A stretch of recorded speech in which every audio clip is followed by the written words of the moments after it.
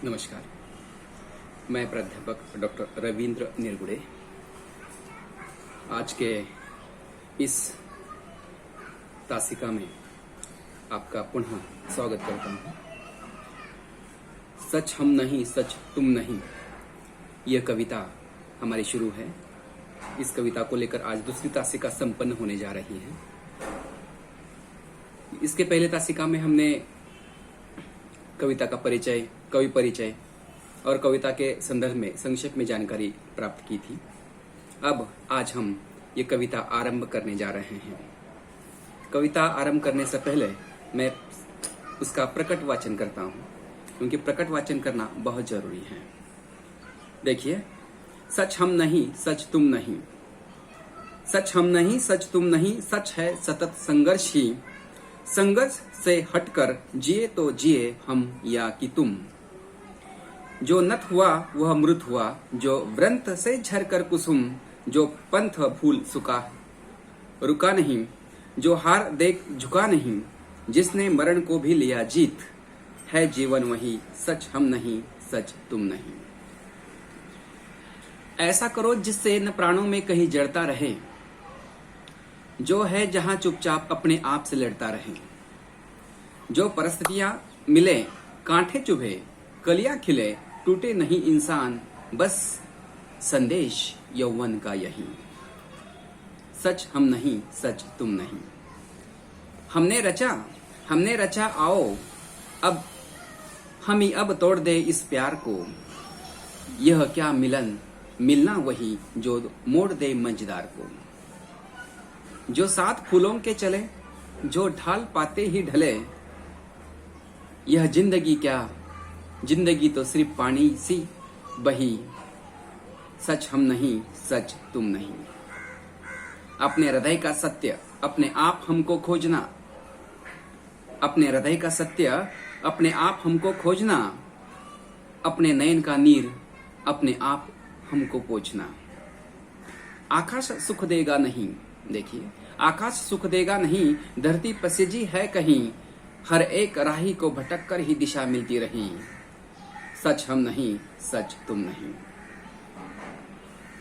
बेकार है मुस्कान से ढकना हृदय की खिन्नता। बेकार है मुस्कान से ढकना हृदय की खिन्नता। आदर्श हो सकती नहीं तन और मन की भिन्नता। जब तक बंधी है चेतना, जब तक बंधी है चेतना, जब तक प्रणय दुख से घना, तब तक न मानूंगा कभी इस राह को ही मैं सही। सच हम नहीं सच तुम नहीं, सच हम नहीं सच तुम नहीं। नाव के पांव इस कविता संग्रह से ये कविता ली गई है। इस पर प्रश्न आ सकता है कि किस संग्रह से ये कविता ली गई है, याद रखिए। तो अभी हम ये प्रकट वाचन के पश्चात कविता को आरंभ करते हैं। आप ध्यान से उसको समझना है। बीच बीच में कई कठिन शब्द आ जाएंगे, उसको भी आपको लिखना है, ठीक है।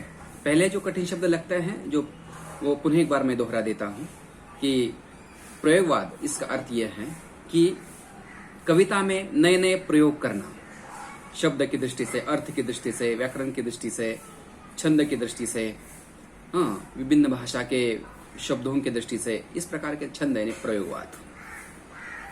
इस पर भी प्रश्न आ सकता है, प्रयोगवाद से क्या तात्पर्य है, तो आपको ये लिखना है।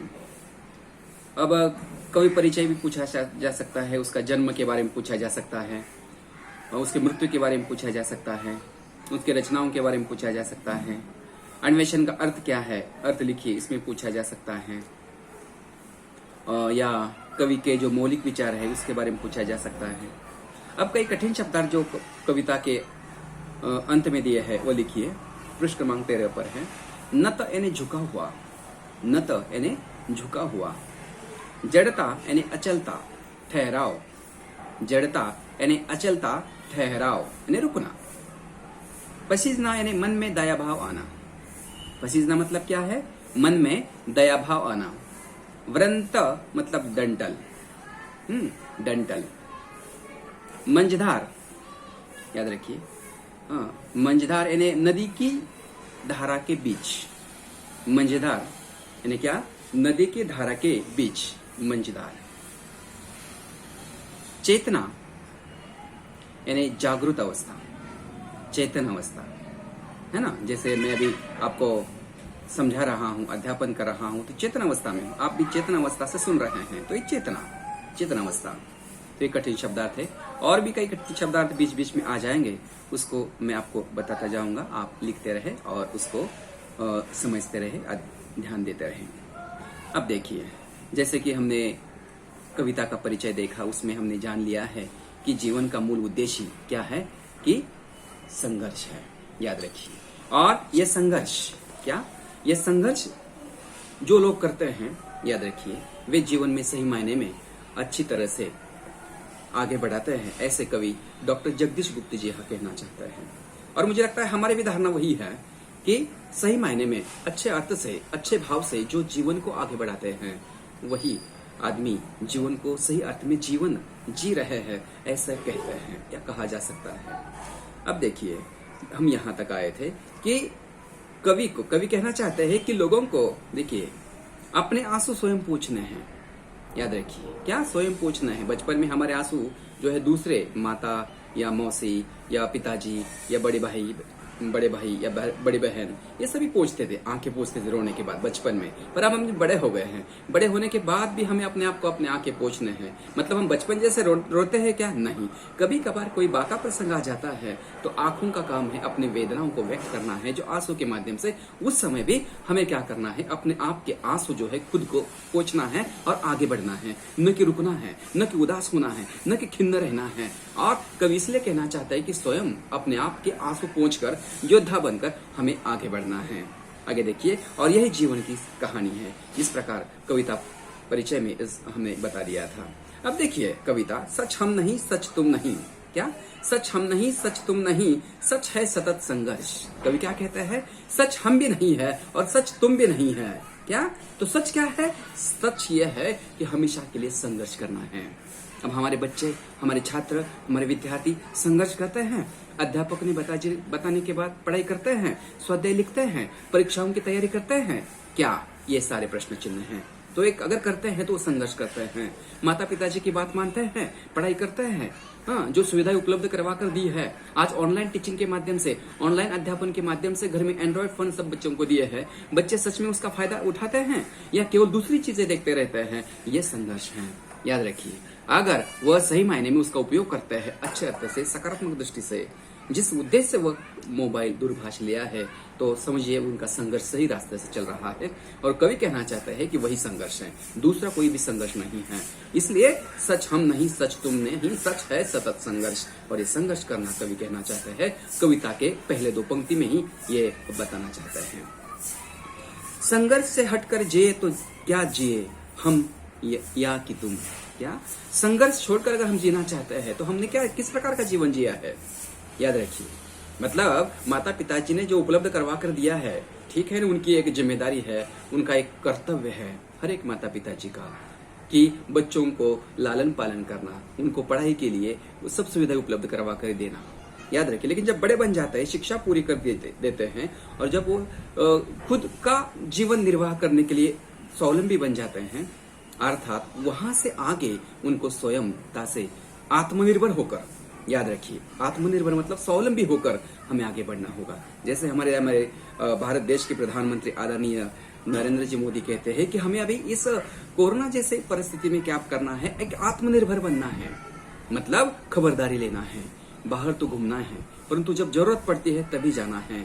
याद रखिए, और जब जाएंगे तब हमें बिल्कुल ध्यान देना है, स्वावलंबी बनना है। वापस आते हैं, बिल्कुल जो हाथ धोना वगैरह ये सारी चीजें हैं, ये समय बिल्कुल गंभीरता से हमें करना है। तो ये आत्मनिर्भर है, याद रखिए। इसलिए कवि कहना चाहते हैं कि संघर्ष करके भी हमें अपना जीवन जीना चाहिए। ये आत्मनिर्भर होना ही एक संघर्ष है, याद रखिए। इसलिए कवि कहते हैं कि संघर्ष से हटकर जिए तो क्या जिए। क्या? हम या कि तुम। संघर्ष छोड़कर अगर हम केवल माता पिताजी ने कमाए हुए पैसों पर, हाँ, शादी के बाद भी, याद रखिए, बड़े होने के बाद भी, 20, 25, 30 साल के होने के बाद भी अगर हम उनके पैसों पर पले रहेंगे, हाँ, उनको ही सेवा करने के बजाय उनके पैसों पर, उनके धन पर हम अगर अब उधर निर्वाह करते रहेंगे। कवि कहना चाहते हैं कि यह संघर्ष है, ये बिल्कुल कतई संघर्ष नहीं है, तो बल्कि यह हमें काम करना होगा। उन्होंने भूमिका निभाने के बाद, उनकी भूमिका कहाँ तक है, बच्चों को जन्म देने के बाद जो है लालन पालन करना, पढ़ाई लिखाई शिक्षा दीक्षा तक सब पूरी करना, और वो बिल्कुल स्वावलंबी बनने के लिए उनको एक प्रकार से कामयाब करना, काबिल करना, वहां तक उनकी जिम्मेदारी है। और शादी के बाद तो अपनी जिम्मेदारी कम हो जाती है। कारण यह है कि बच्चा जब कमाने लगता है तब माता पिताजी उसका विवाह करके आगे उसका जीवन जीने के लिए एक आत्मनिर्भर करते हैं, स्वावलंबी करते हैं। तब भी शादी के बाद भी या बड़े होने के बाद भी 30-35 साल में भी 25 साल में भी अगर बच्चा माता पिताजी पर निर्भर रहता है, कभी कहना चाहता है कि ये जीवन नहीं है, ये संघर्ष नहीं है, तो हमेशा के लिए हमें क्या करना होगा कि जीवन जीते समय संघर्ष दूर करते हुए, परिश्रम से दूर करते हुए, लगन निष्ठा से अगर काम नहीं करते हैं तो वो जीवन नहीं है। इसलिए जीवन में हमेशा के लिए संघर्ष करना बहुत जरूरी है। इस प्रकार का एक मौलिक विचार कवि डॉक्टर जगदीश गुप्त जी यहाँ रखना चाहते हैं। आगे देखिए कि जो नत हुआ वह मृत हुआ, जो व्रत से झरकर कुसुम। क्या एक एक पंक्ति को मैं आपको समझा रहा हूँ कि जो नत हुआ, नत मतलब झुका हुआ है, याद रखिए वो मृत हुआ है। इसलिए कहते हैं ना हमारे जवान कि हम टूटेंगे लेकिन झुकेंगे नहीं। क्या कहते हैं देश के जवान, हम टूटेंगे मरेंगे लेकिन झुकेंगे नहीं। हमारा स्वाभिमान है, देश का स्वाभिमान है, हमें ये सिखाया है। हमें इस प्रकार के विचार लेकर हम आगे बढ़ना चाहते हैं। कवि वही कहना चाहते हैं डॉक्टर जगदीश गुप्ता जी, सच हम नहीं सच तुम नहीं, इस कविता में कि हम जो है कभी झुकना नहीं चाहते हैं। याद रखिए व्रत से क्या, और जो झुकते हैं वो अपने आप बिल्कुल उनका जीना जो है बिल्कुल चींटी जैसे हो जाता है, स्वावलंबी जीना नहीं है, बिल्कुल कीड़ों जैसा जीवन हो जाता है। इसलिए कवि एक स्वाभिमान से जीने के लिए प्रेरित करना चाहते हैं। और ये कहते हैं कि व्रत से झरकर कुसुम, व्रत मतलब जो है पौधा जो होता है, उस पौधे को जो फूल होता है वो उस डंठल का जो कहा है डोर जो होती है वह मुरझाने के बाद जो झुक जाता है, और जब झुकता है फूल, देखिए तो कुसुम मतलब क्या है, फूल है। यहाँ व्रत से झरकर कुसुम मतलब व्रत मतलब डंठल, उस डोर से जब वह फूल यानी कली जो मुरझाने के बाद, याद रखिए सूखने के बाद जो है गिर जाने के बाद अपने आप वो नष्ट हो जाती है। उसी प्रकार हमारे जीवन में भी हमें क्या करना चाहिए, कभी झुकना नहीं चाहिए, बल्कि हमें संघर्ष करना है सीना तान के, स्वाभिमान से। और ये करते समय हमारी ओर से किसी को तकलीफ भी नहीं होनी चाहिए, याद रखिए। नहीं तो संघर्ष करने के लिए कहा है, दूसरों को तकलीफ दे के हम संघर्ष करेंगे। कभी ये कहना नहीं चाहते हैं या हम आपको ये बताना नहीं चाहते हैं, संघर्ष करने के लिए आपको हमेशा के लिए ये अच्छे विचार लेकर आगे बढ़ना होगा। आगे, जो पंथ भूल रुका नहीं, याद रखिए, जो हार देख झुका नहीं। क्या बहुत बार हम देखते हैं कि जो पंथ है ने क्या, आस्थावादी जो समुदाय होते हैं, उस समुदाय को जो है लोग भूल रुका नहीं, उसमें बिल्कुल घुल मिल नहीं गए हैं। आस्थावादी तो होना चाहिए लेकिन उसमें पूरा समय हमें अपना नहीं देना चाहिए। वैसे हम सब जानते हैं सभी जाति धर्म का हमारा भारत देश बना हुआ है, धर्मनिरपेक्ष है। यहाँ हम सभी जाति धर्म के लोग जो है अपने अपने आराध्य देवत की पूजा पाठ प्रार्थना करते हैं, नमाज करते हैं, या अपना अपना एक धर्म के प्रति आस्था भाव है वो करना चाहिए, लेकिन उसमें पूरा समय हमें बर्बाद नहीं करना है। ये तो एक आस्थावादी दृष्टिकोण रखना चाहता है, रखना भी चाहिए, ऐसे कवि कहते हैं। परंतु इसमें अगर पूरा 24 घंटे का समय अगर हम उसमें लगा देंगे तो हम संघर्ष क्या करेंगे, हम जीवन कैसे जिएंगे, इस प्रकार कवि कहना चाहता है। और जो हार देख झुका नहीं, क्या हार देख कर, पुष्पमाला देखकर झुकना नहीं है, बल्कि हमें बिल्कुल सीना ताड़ के रहना है। अगर हम सम्मान हमें प्राप्त हुआ है, हम अगर उस सम्मान के अगर पात्र है, तो समझिए कि उसमें हमारा जो है